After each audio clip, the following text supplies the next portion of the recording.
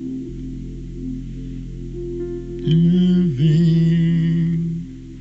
Jésus-Christ,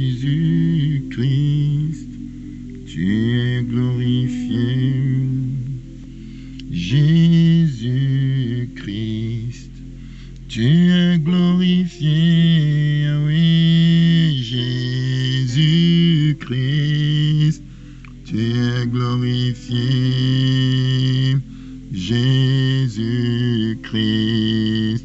tu es glorifié. Jésus-Christ, tu es glorifié. Bonjour, bien-aimé du Seigneur. Tu es béni, toi qui m'écoutes ce matin. Ça veut dire que Jésus-Christ t'a encore donné le souffle de vie ce matin. Alors comment ne pas louer ce Dieu merveilleux, ce Dieu glorieux qui en réserve de très bonnes choses pour ses enfants, ce Dieu magnifique, ce Dieu excellent. Jésus-Christ est le même hier, aujourd'hui et éternellement. Alors nous sommes en train de continuer notre série sur le lait spirituel et nous sommes au niveau du deuxième fondement du lait spirituel qui s'appelle la foi en Dieu. Nous sommes en train de voir l'importance indescriptible de la foi. La foi, ce n'est pas quelque chose qui est négociable, mon frère.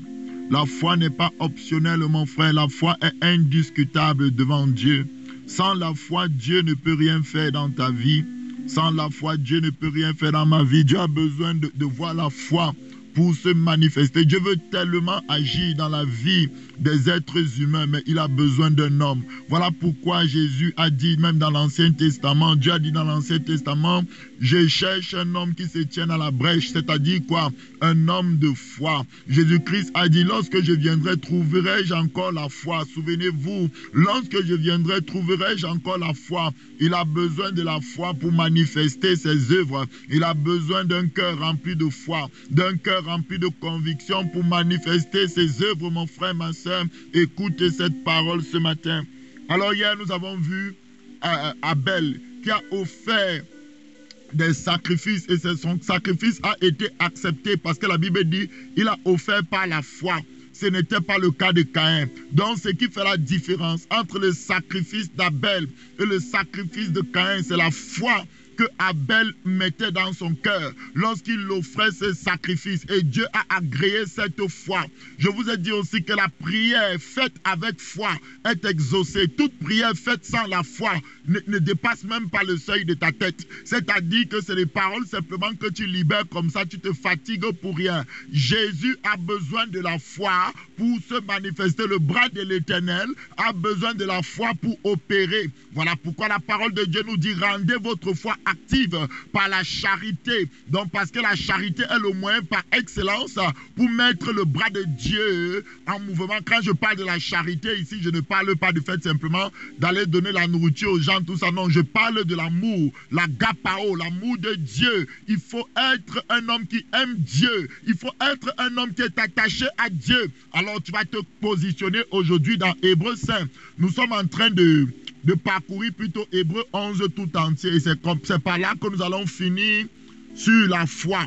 Vous comprenez donc, on est dans Hébreux 11 au verset 5 actuellement. Hébreux 11 au verset 5. Va te positionner là-bas. Nous avons vu hier Abel qui a offert des sacrifices à Dieu, mais avec foi. Et la Bible nous dit dans Romains 12, offrez vos corps comme un sacrifice vivant. Dans le sacrifice que Dieu attend de toi aujourd'hui, c'est que tu t'offres. Offre-toi dans la consécration, mais pas de manière religieuse, pas de manière à suivre les autres, mais fais-le avec foi, fais-le avec détermination, parce que tu t'attends à Dieu. Il est le même hier, aujourd'hui, éternellement. Le Dieu va agir aujourd'hui dans ta vie. Quand tu pries, attends-toi à une réponse immédiate. Sois un homme de foi, une femme de foi. Mon frère, ma soeur, ce matin, c'est ce que je voulais dire. Alors tu vas aller te positionner dans Hébreux 11, verset 5. Nous continuons cet enseignement béni. La Bible nous dit, c'est par la foi qu'Enoch fut enlevé pour qu'il ne vit point la mort et qu'il ne parut plus parce que Dieu l'avait enlevé. Car avant son enlèvement, il avait reçu le témoignage qu'il était agréable à Dieu. Alléluia, gloire à Dieu. Bien aimé, l'importance de la foi.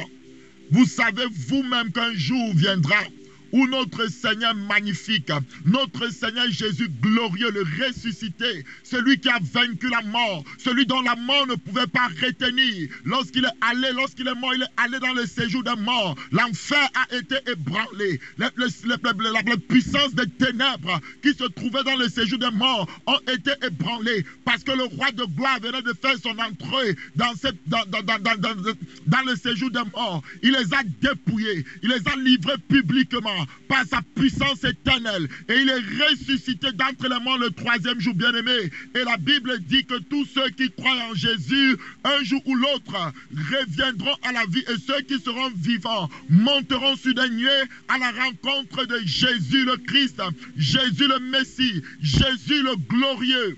Alors ici, la Bible nous donne déjà un échantillon dans l'Ancien Testament. Il y a un homme qui s'appelle Enoch. Je vais relire Hébreux 11, verset 5. La Bible dit, c'est pas la foi, écoute bien, c'est pas la foi en Dieu, c'est parce qu'il croyait en Dieu qu'il fut enlevé. C'est pas ta foi que tu seras enlevé lorsque Jésus reviendra. C'est pas la foi que tu seras enlevé lorsque le Christ reviendra, mon frère, ma soeur, ne l'oublie jamais. Jésus revient bientôt. La parole de Dieu me dit au verset 5, c'est par la foi qu'Enoch fut enlevé pour qu'il ne vit point la mort et qu'il ne parut plus parce que Dieu l'avait enlevé. Car avant son enlèvement, il avait reçu le témoignage qu'il était agréable à Dieu. Écoute-moi, qu'est-ce que veut dire Enoch? Enoch dans la racine hébraïque, parce que c'est un nom hébreu, c'est un nom qui vient de l'hébreu. Enoch veut dire dédié, initié, consacré. Qu'est-ce que ça veut nous dire? Ça veut nous dire que Enoch était un homme consacré. Enoch était un homme dédié à Dieu. Consacré, ça veut dire quoi? C'est-à-dire que quelque chose qui ne sert qu'à un seul but. Quelque chose qui n'est que créé pour faire un truc précis. Par exemple, lorsqu'on avait bâti le temple pour Dieu, il y avait des instruments, les coupes, il y avait le plat où on mettait les pains de préposition, c'est-à-dire que les pains que seuls les souverains sacrificateurs devaient manger. Il y avait beaucoup de choses. Il y avait la lampe à 7 tiges. Vous connaissez le chandelier qui avait 7 lampes. Vous voyez un peu. Donc il y avait ces choses-là dans le temple. Toutes ces choses-là étaient consacrées à l'Éternel, dédiées à l'Éternel, c'est-à-dire que seulement utilisées pour Dieu. Donc Enoch vivait seulement pour Dieu. Enoch était seulement utilisé pour Dieu. Lorsque tu as la foi, lorsque tu es un homme de foi, tu comprends que tu existes pour Dieu. Tu comprends que tu es dédié pour Dieu. Tu comprends qu'il n'y a que lui qui compte. Va te positionner dans Colossiens 1. Colossiens 1, mon frère. Oh my God. Colossiens 1, verset 15. Jésus, je t'aime, tu es merveilleux. Dis avec moi, Jésus, je vais être dédié pour toi, Seigneur. Jésus, je vais vivre pour toi, Seigneur. Colossiens 1, verset 15. La Bible me dit, Jésus est l'image du Dieu invisible, le premier-né de toute la création, car en lui ont été créées toutes choses. Tu m'entends? Tu as été créé en lui avant la fondation du monde. Même toi qui ne connais pas Jésus, écoute-moi ce matin. Tu as été créé en Jésus-Christ avant la fondation du monde. La Bible dit que tout a été créé par la parole et rien n'a été fait sans elle. Oh mon Dieu, mon roi, toi aussi tu as été créé par Jésus-Christ.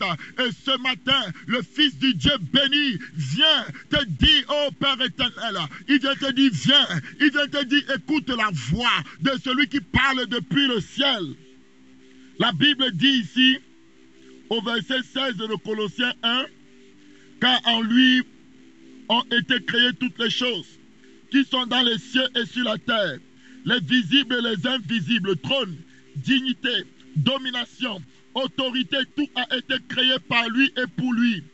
Verset 17, il est avant toutes choses et toutes choses subsistent en lui. La Bible dit clairement à la fin du verset 16, tout a été créé par lui et pour lui. Donc ça veut dire que tu as été créé pour être consacré comme Enoch. Tu as été créé par Jésus-Christ et pour Jésus-Christ. C'est-à-dire que tu es dédié à Jésus-Christ. C'est ce que la Bible t'informe. Si tu ne le savais pas, je te le dis ce matin. Le but de ton existence doit être de toucher Christ. L'apôtre Paul dit, je sais que Jésus m'a saisi, mais moi je ne l'ai pas encore saisi. Voilà, je fais une chose, oubliant ce que j'ai déjà fait hier, c'était en arrière. Je cours pour saisir le but.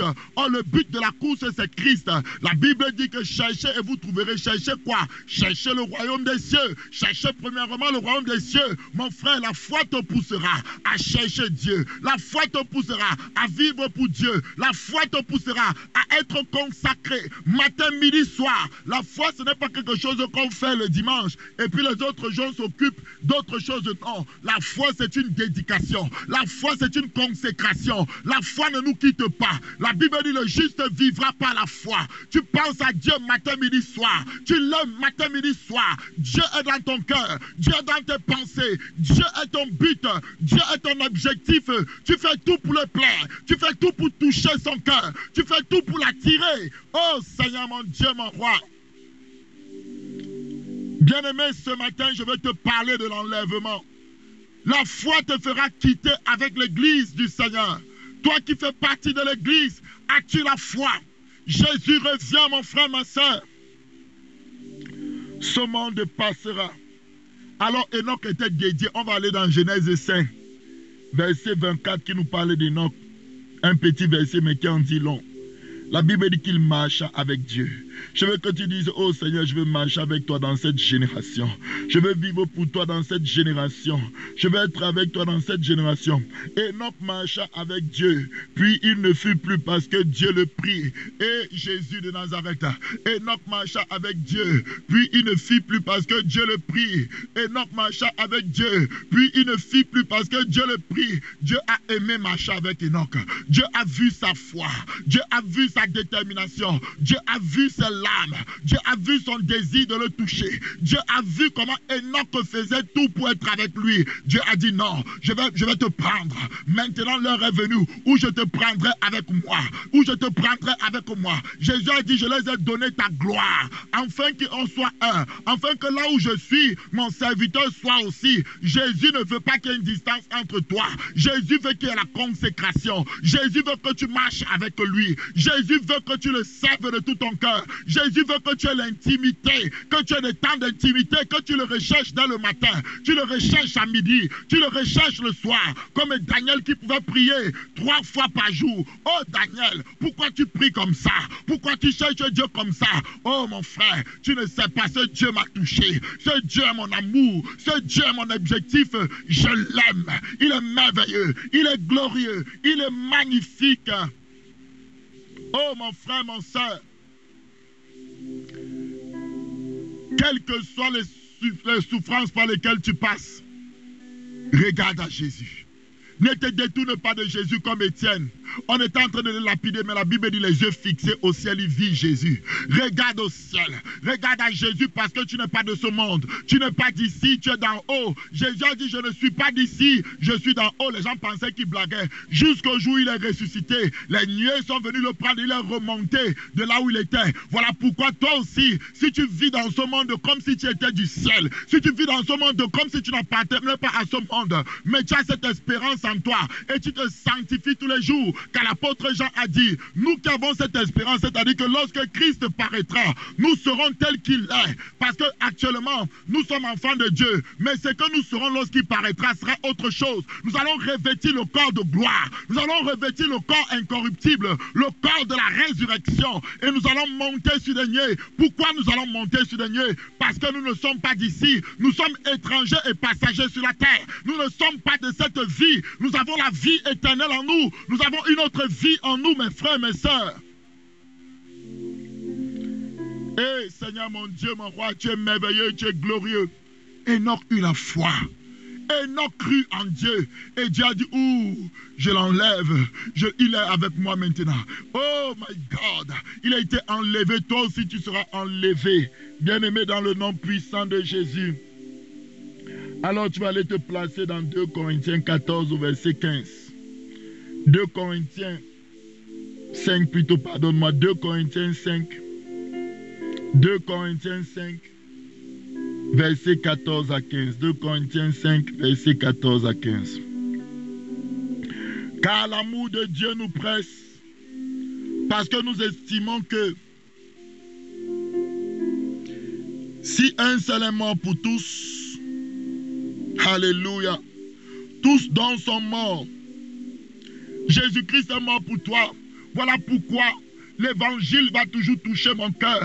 Et mon frère, est-ce que tu as déjà entendu que quelqu'un qui est juste, quelqu'un qui n'a jamais péché, accepte de prendre ta place? La Bible dit qu'on l'a frappé. La Bible dit qu'on a craché sur lui, dédaigné, semblable à celui auquel on ne pose pas les regards. On l'a repoussé. Il est mort seul sur ce bois.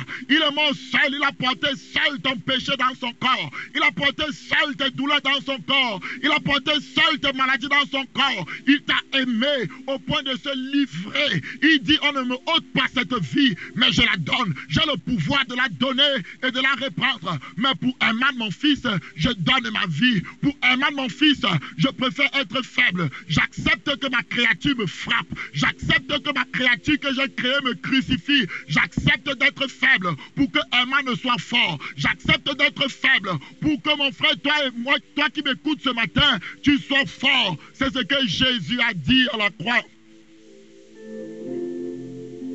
Voilà pourquoi la Bible dit que la faiblesse de Dieu est plus forte que la force des hommes.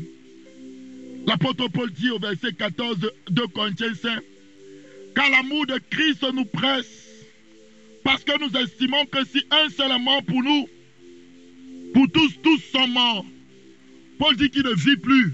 Cet amour de Jésus a exprimé à la croix, cette détermination. Lorsque Satan croyait qu'il devait pardonner, il dit, je suis déterminé, j'irai jusqu'au bout. Père, je donnerai ma vie pour ces enfants. Je donnerai ma vie pour eux. Il faut qu'ils soient sauvés. Il faut qu'ils soient restaurés. Il faut qu'ils soient guéris. Il faut qu'ils soient délivrés. Verset 15. 2 Corinthiens 5, verset 15. Et qu'il est mort pour tous, afin que ceux qui vivent ne vivent plus pour eux-mêmes, mais pour celui qui est mort et ressuscité pour eux. Oh mon frère, est-ce que tu vis encore pour toi? Est-ce que tu vis encore? Tu as encore des objectifs sur cette terre? Je n'ai pas dit de ne pas avoir des objectifs, mais est-ce que c'est ça ton point culminant? Est-ce que c'est ça ta vie? Est-ce que tu vis encore pour gagner quelque chose dans ce monde? Oh mon frère, ce monde passera. Les biens de ce monde passera.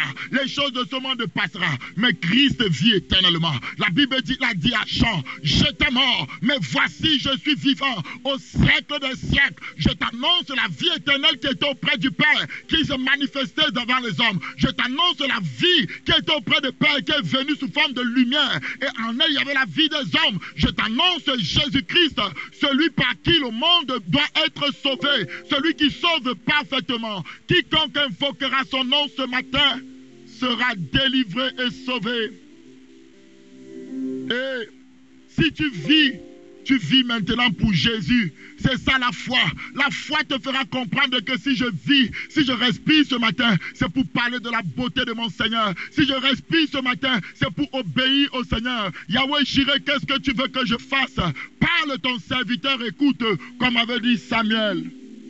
Alors la Bible nous dit clairement que dans Jean 15, verset 1 à 2, Jean 15, verset 1 à 2, la parole de Dieu nous dit, je suis le cep et mon Père est le vigneron. Tout sarment qui est en moi et qui ne porte pas de fruits, il le retranche. Et tout sarment qui porte du fruit, il le monte, afin qu'il porte encore plus de fruits. Jésus veut que tu portes du fruit. Jésus veut que tu portes du fruit. Jésus veut que tu portes du fruit. Jésus veut que tu portes du fruit, mais il faut rester en lui. Il faut vivre pour lui. Il faut vivre par lui. Il faut avoir Jésus dans ton cœur tous les jours. Il faut, mon frère, ne sois pas un chrétien du dimanche. Oh, il est mort pour toi.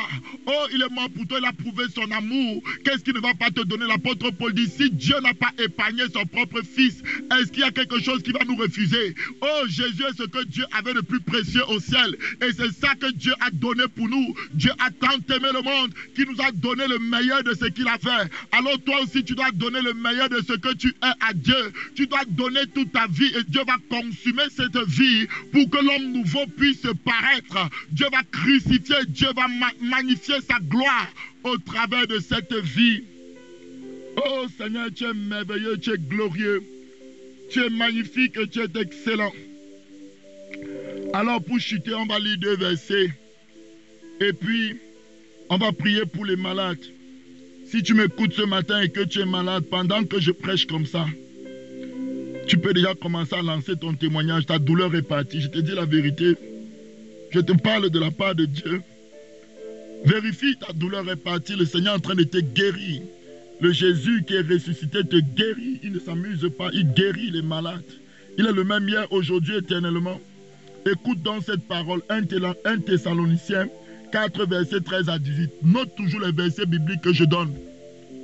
1 Thessaloniciens 4, versets 13 à 18 me dit ceci. Nous ne voulons pas, frères, que vous soyez dans l'ignorance au sujet de ceux qui dorment, afin que vous ne vous affligez pas comme les autres qui n'ont point d'espérance. Car si nous croyons que Jésus est mort et qu'il est ressuscité, croyons aussi que Dieu ramènera par Jésus et avec lui ceux qui sont morts. Vous entendez? Donc Enoch n'a pas connu la mort. Mais Jésus nous dit ici par l'apôtre Paul, excusez-moi, que l'enlèvement aura bien lieu. Qu'on ne s'afflige pas au sujet de ceux qui sont morts, au sujet de ceux qui dorment.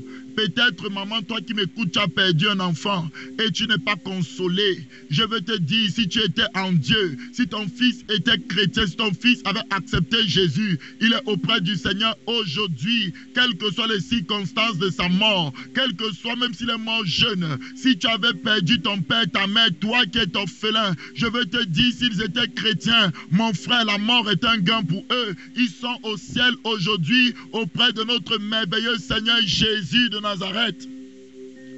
La Bible dit que Dieu ramènera par Jésus avec lui ceux qui sont morts. Au verset 15, la Bible nous dit clairement que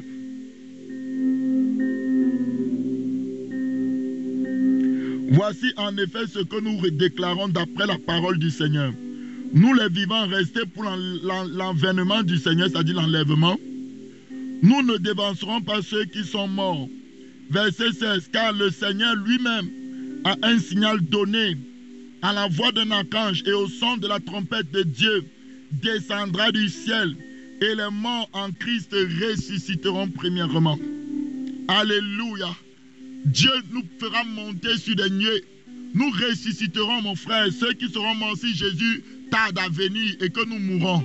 Lorsque Jésus viendra, on ressuscitera. C'est-à-dire que même si ton corps était déjà pourri, il n'y avait plus que des os. La chair va repousser. Le corps glorieux, ce n'est pas le même corps que tu as là. C'est un corps qui ne pourra plus jamais pourrir. C'est un corps qui ne pourra plus jamais tomber malade, qui ne pourra plus jamais être infime. S'il y avait quelqu'un qui était même mort, paralytique, et qu'il était chrétien, son corps va ressusciter en pleine forme. Et il va monter sur des nuées.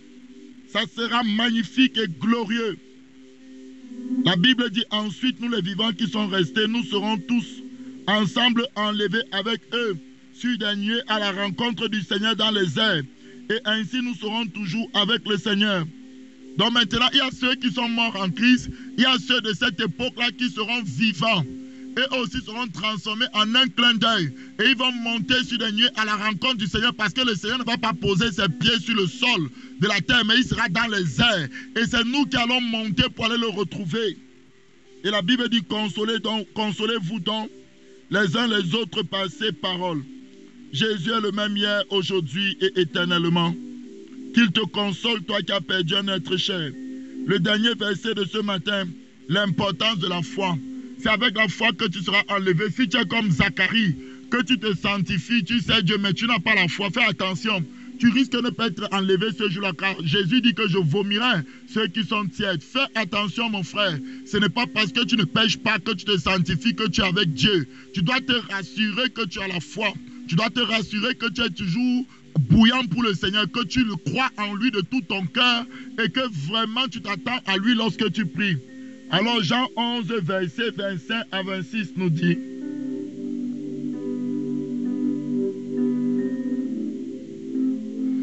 Jésus lui dit, je suis la résurrection et la vie.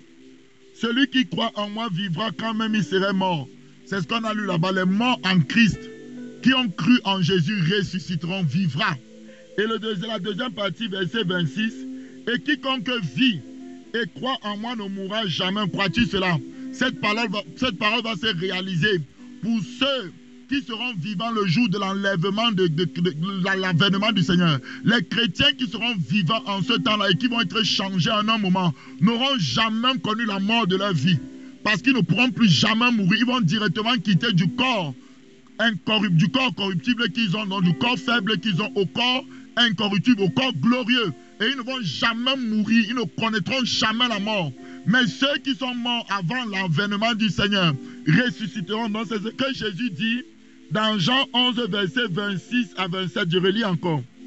Jésus dit clairement dans Jean 11, verset 25 à 26, « Je suis la résurrection et la vie. » Donc pour les uns, il est la résurrection. Tu étais mort physiquement, Jésus revient. Comme tu croyais en lui, tu ressuscites.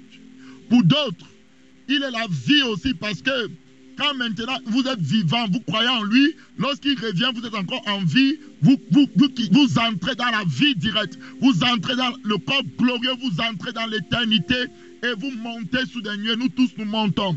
La Bible dit clairement au verset 25 de Jean 11, « Je suis la résurrection et la vie. Celui qui croit en moi vivra quand même il sera mort. » Donc, les chrétiens qui ont cru en Jésus, les Paul, les Pierre qui ont été mis à mort, les Étienne qui sont endormis pour l'instant, lorsque le Seigneur reviendra, ils se relèveront et ils monteront sur les nuées, ils vivront. La Bible dit au verset 26, « Et quiconque vit, croit en moi, ne mourra jamais. » Crois-tu cela? Maintenant, nous qui sommes vivants, qui croyons en Dieu, si Jésus revient maintenant au moment où je parle, nous allons quitter, nous allons monter directement, nous n'allons jamais connaître dans la mort. Et cette parole de l'Écriture trouvera son accomplissement littéral. Alléluia. Alors tu vas te placer. Il nous reste juste quelques minutes. Ce matin, nous avons vu que la foi en Dieu te permettra d'être enlevé. La foi est d'une importance capitale. Car ceux qui ne seront pas enlevés vont subir beaucoup de tribulations, la grande tribulation après l'enlèvement. Alors tu vas te lever là où tu es. Tu vas t'asseoir dans un lieu calme. Maintenant, je vais prier pour les malades. Es-tu malade ce matin? J'ai une bonne nouvelle pour toi. Jésus a pris tes péchés à la croix. Jésus a pris tes maladies à la croix. Et Jésus veut te guérir maintenant. Jésus est sur le point de te guérir maintenant. Jésus est en train de parcourir les maisons. La Bible me dit qu'il allait de lieu en lieu. Partout où il trouvait les malades, il les guérissait. La Bible dit qu'il allait de lieu en lieu, de village en village, de ville en ville. Il prêchait la bonne nouvelle, il guérissait toute maladie. Marque bien toute maladie et toute infirmité. Le même Jésus aujourd'hui qui a le corps glorieux n'a plus obligé d'aller maintenant à pied, mais il est capable d'être partout en même temps. Il est omniprésent. Maintenant, il peut guérir 10 000 personnes à la fois, au même instant, parce qu'il se trouve partout où ces 10 000 personnes sont au même instant. Il peut les toucher au même instant. Il peut les guérir à la même fraction de seconde. Toi qui m'écoutes maintenant, pose tes regards sur Jésus. Jésus est sur le point de te toucher avec sa main qui a été percée. La Bible dit par ses meurtrissures, nous avons été guéris. Sa main porte les meurtrissures. Même son corps glorieux aujourd'hui porte encore les traces de sa crucifixion. Alors il va poser cette main percée sur toi aujourd'hui. Il va poser cette main. Il va te dire, cette main a été percée pour que cette maladie qui te trouble quitte ton corps. Lorsque cette main va te toucher, cette main te touche maintenant. Cette main te touche maintenant. La main merveilleuse de Jésus, la main percée de Jésus te touche maintenant.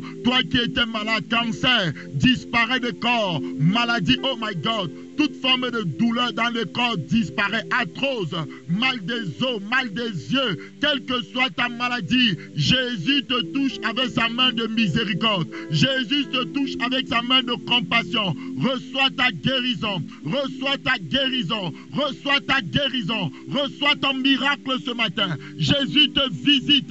Jésus te guérit. Jésus te guérit. Quelle que soit ta maladie. Tu avais mal au dos, c'est parti. Tu avais mal à la colonne vertébrale, c'est parti. Tu avais une douleur musculaire, c'est parti. Tu avais mal, quel que soit ton mal ce matin, que ce soit un kyste, que ce soit une tumeur, que ce soit quelle que soit la maladie, je dis cela disparaît de ton corps. Jésus te guérit, Jésus te guérit, Jésus te guérit, Jésus te guérit, Jésus te libère. Cette chaîne est brisée. Si c'est un esprit impur, esprit d'oppression, esprit démoniaque, ça quitte ton corps au moment où je parle ce matin. La puissance de Dieu vient sur toi. La même puissance de Jésus atterrit dans ta vie et libère, brise les chaînes. Au nom de Jésus de Nazareth, il renvoie les captifs libres. Je proclame la délivrance des captifs ce matin. Je proclame la délivrance des captifs. Soyez guéris, soyez guéris. Dans le nom puissant de Jésus de Nazareth, j'ai ainsi prié au nom puissant de Jésus de Nazareth. Alors mon frère, pendant que je priais, tu as été guéri, tu as été restauré, tu as été délivré. Rends gloire à Dieu en témoignant. Partage ton témoignage, afin que nous puissions être tous édifiés et fortifiés. Dans le nom puissant de Jésus, partage cet audio, partage mon frère, partage cette vidéo, écris le témoignage à la fin, dans le message que tu vas voir dans l'adresse mail qui sera affichée dans cette vidéo, ce que tu vas voir dans la vidéo, dans le nom de Jésus. Alors, on est ensemble, sois béni au nom puissant de Jésus.